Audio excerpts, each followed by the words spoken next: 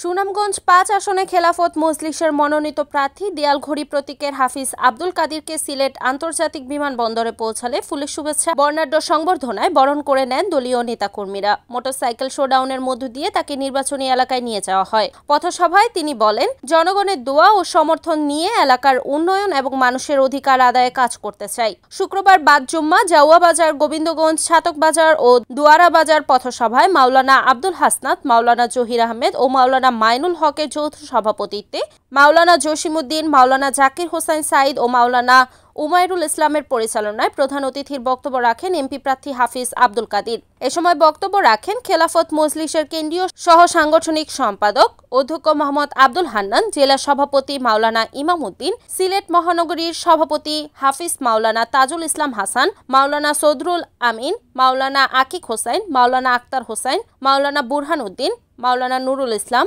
মাওলানা Akter Hossain Atik, Faruk Ahmed Jabed, Enamul Haque Ali, KM Sulaiman Ahmed Talukdar, Imamuddin সহ স্থানীয় নেতাকর্মীরা। অতিথিরা বলেন, জনগণ পরিবর্তন চায়, জনগণ সৎ ও আলেম প্রার্থীকে চায়।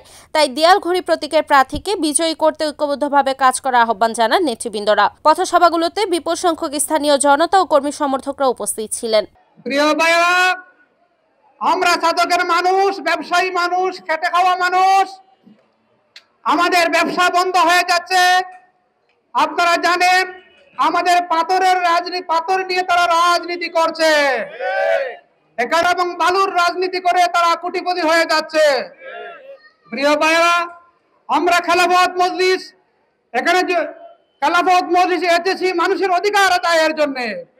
প্রিয় ভাইরা, খেলাফত মজলিস মানুষের অধিকার নিশ্চিত করতে চায়।